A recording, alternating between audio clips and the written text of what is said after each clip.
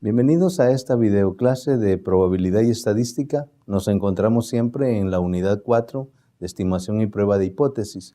En esta oportunidad vamos a trabajar sobre inferencias sobre medias de una muestra. Siempre recordando, el objetivo de la unidad es aplicar diferentes test estadísticos para validar diferentes tipos de hipótesis estadísticas. Recordemos todo el proceso que hemos traído hasta ahorita cuando estamos hablando de inferencias.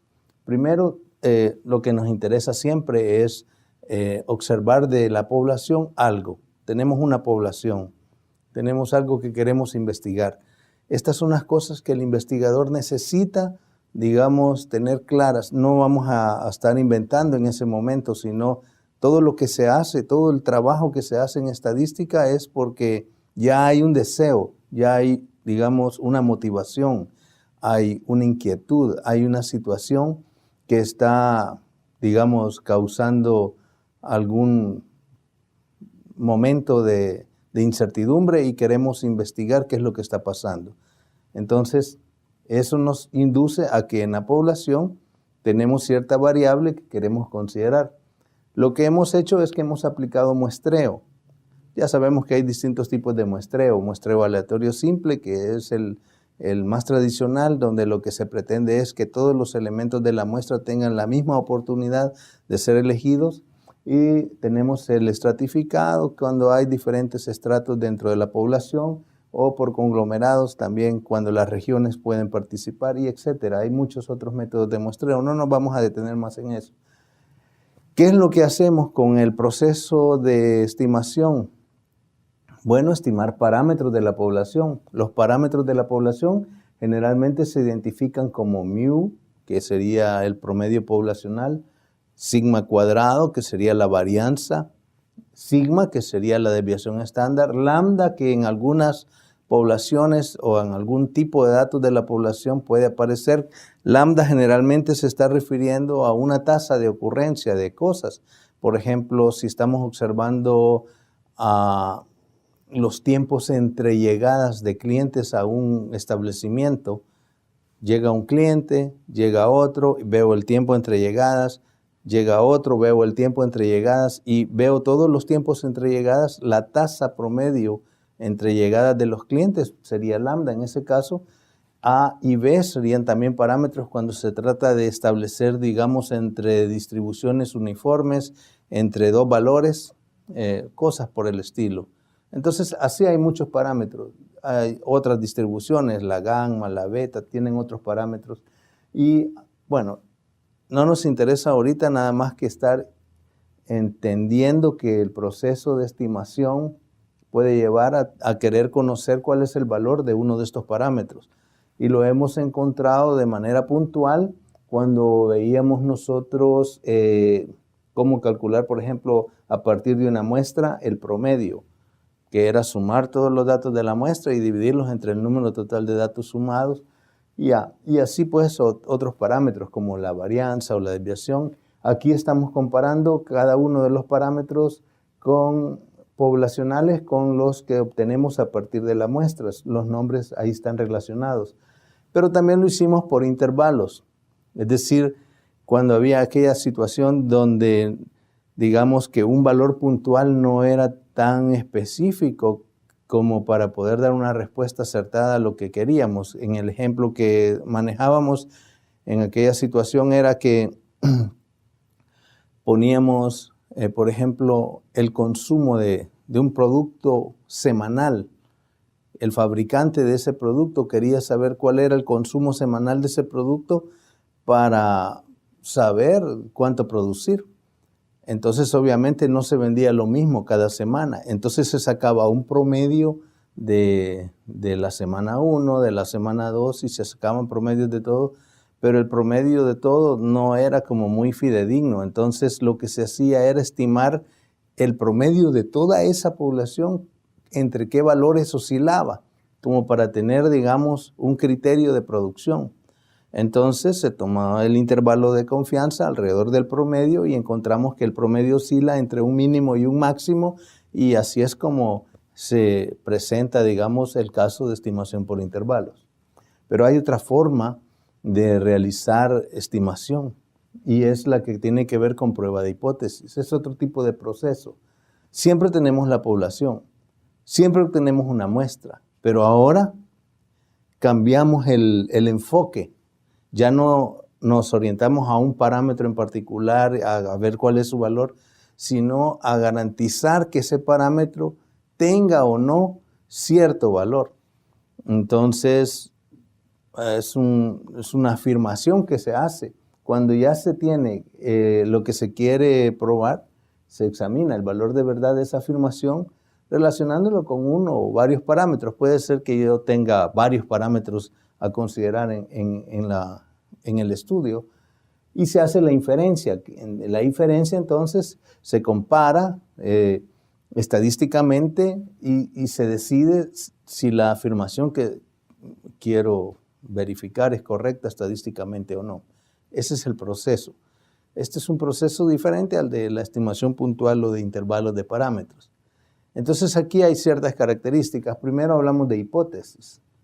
Es la afirmación, lo que queremos encontrar su valor de verdad o cuál es la característica que está, digamos, bajo estudio que queremos establecer. Un ejemplo, voy a poner un ejemplo así sencillo. Supongamos que yo tengo que transportar agua a través de un tubo, pero el tubo ya tiene cierto tiempo de estar en funcionamiento y han aparecido como fugas o hay situaciones donde le ha pasado encima a un vehículo y entonces el tubo no está teniendo la misma dimensión a lo largo de todo el trayecto, o también ha habido corrosión por las lluvias, la humedad y todo eso, entonces se ha como deteriorado. Entonces lo que yo hago es, digamos, tomar mediciones tomar mediciones del diámetro externo del tubo, digamos que es un tubo de hierro negro, por decir algo. Entonces tomo medición en diferentes trayectos de toda la longitud del tubo y después que tengo todas esas, digamos, mediciones de los diámetros externos, saco el promedio. Y entonces como los tubos por norma tienen cierta dimensión, digamos que, por decir algo, es que 12.5, un valor inventado. Entonces, voy a comparar si el diámetro del tubo es 12.5 con respecto a los datos que obtuve de la muestra y verificar si esos datos de la muestra todavía tienen 12.5 de diámetro o no. Con eso yo podría tomar la decisión de cambiar el tubo, pero tengo una decisión, digamos, basado en un criterio científico o estadístico validado digamos, tengo un respaldo que me va a favorecer al momento de presentar, digamos, la decisión de tener que adquirir un nuevo producto, que no sería tan barato, digámosle así. Entonces la justificación es, y aquí está la prueba.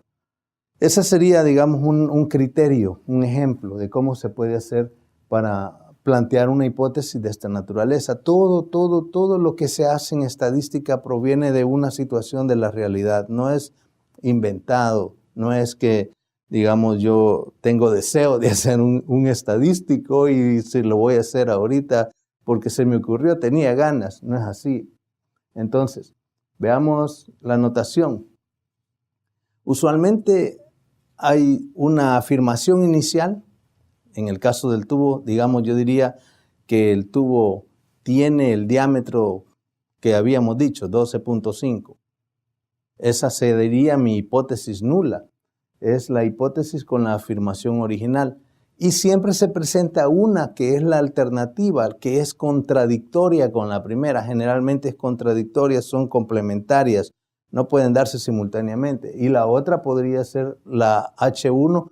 En mucha literatura también aparece como H sub A, que sería, digamos, que no tiene el promedio de 12.5 para hacer un estadístico contradictorio al que ya tenemos. Aquí tenemos algunos ejemplos de cómo se pueden plantear ese tipo de hipótesis. Por ejemplo, la H0 igual a mu, donde mu es igual a 8.3, como dice ahí, y mu es el promedio de algo. puede ser, pensemos en el tubo, ¿verdad? Puede ser el promedio del diámetro externo del tubo. Y el otro que sería la alternativa versus la H1 que no es igual a 8.3. También podríamos pensar no solo en promedios, porque también podemos pensar en proporciones. La proporción de algo que sea menor que 0.85, digamos, si estamos examinando productos y vemos que hay algunos defectuosos y hay algunos que están buenos, entonces que la proporción de artículos buenos o defectuosos sea menor que 0.85. Yo me pongo a examinar una situación particular y yo decido qué es lo que quiero observar, que la proporción sea menor que 0.85 versus la alternativa de que la proporción es mayor o igual, es lo contrario a menor que 0.85. Y hay casos como por ejemplo en este último de acá, de donde tenemos la diferencia, tengo dos promedios.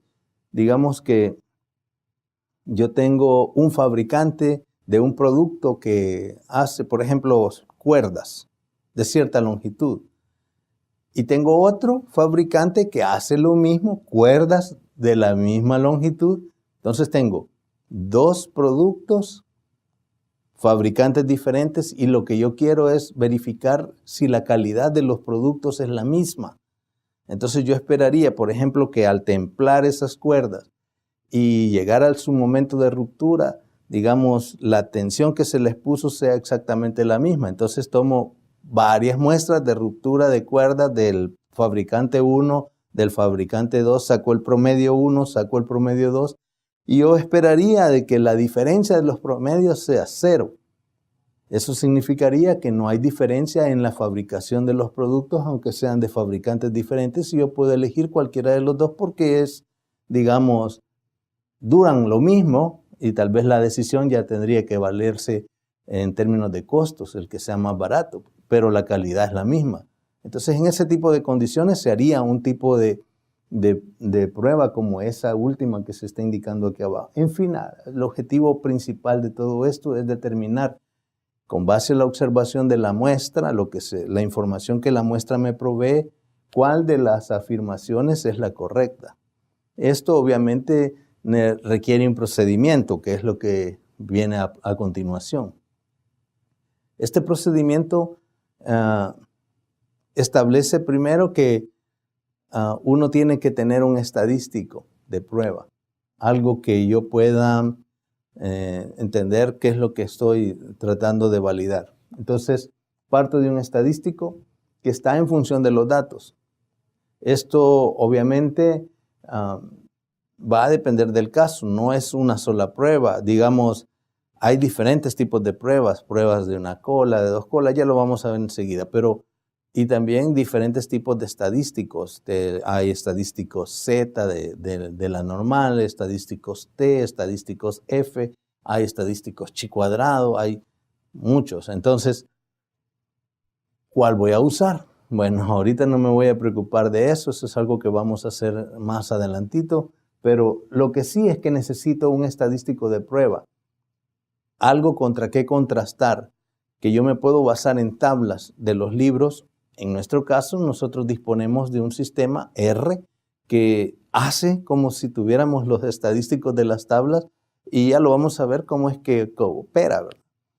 Y eso me sirve, como viene de los datos, para comparar con el teórico. Entonces, con ese estadístico de prueba teórico, el estadístico para ese tomado de los datos, yo puedo comparar los dos. Y al compararlos, existe una región de rechazo.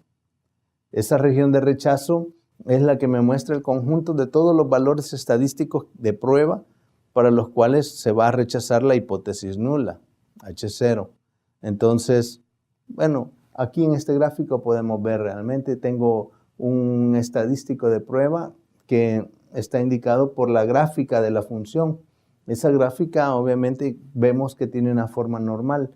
Nosotros cuando vimos en el caso de el intervalo de confianza alrededor del promedio, cuando teníamos un nivel de significancia de la prueba Entonces teníamos un alfa de 0.05 y tomábamos el alfa sobre 2 porque decíamos que una parte era a la derecha y otra a la izquierda. Es justamente lo que está indicando la figura. Las zonas de rechazo están identificadas por alfa sobre 2 a la derecha y alfa sobre 2 a la izquierda. Sumados dan el alfa de rechazo. Y la zona de, digamos, de aceptación o no rechazo sería. Lo correcto estadísticamente es decir de no rechazo. ¿Por qué? Porque como los datos vienen de una muestra, entonces es muy probable que con otra muestra, esos datos, digamos, de la otra muestra, hagan que la hipótesis se rechace. Entonces, ¿qué es lo que decimos? Primero, que con los datos obtenidos de la muestra, yo no tengo suficiente razón o suficiente, digamos, influencia para rechazar la hipótesis nula. Es muy diferente de decir aceptamos la hipótesis nula, porque eso es algo así como muy certero. Aceptar es como muy certero. Es diferente de decir no rechazar. Entonces es una cuestión semántica, pero importante para el estudio, porque, digamos, no estamos afirmando con certeza algo, sino que estamos diciendo estadísticamente la posibilidad de algo. Y por eso es la zona de la que aquí se está llamando aceptación, no rechazo sería lo más correcto. Pero lo hemos identificado y lo hemos puesto para que quede claro que aceptación es equivalente a no rechazo, que es lo propiamente dicho estadísticamente. Y están entonces el estadístico Z en este caso, porque es de la distribución normal, está distribuido en dos pedacitos. A partir de la derecha de este punto es zona de rechazo y a la izquierda del otro es zona de rechazo también. Lo que significa que si yo vengo con mis datos y calculo el estadístico Z equivalente de los datos de la muestra, y cae mi Z de los datos de la muestra a la derecha de ese valor que identifica la zona de rechazo, digamos, cae en la zona gris que está mostrada ahí o verde, entonces se rechaza la hipótesis nula. O si es más pequeño que el valor que está mostrado a la izquierda ya, entonces también se rechaza la hipótesis nula. Y la zona donde el estadístico caería y no se podría rechazar la hipótesis nula es la zona blanca comprendida en intermedio.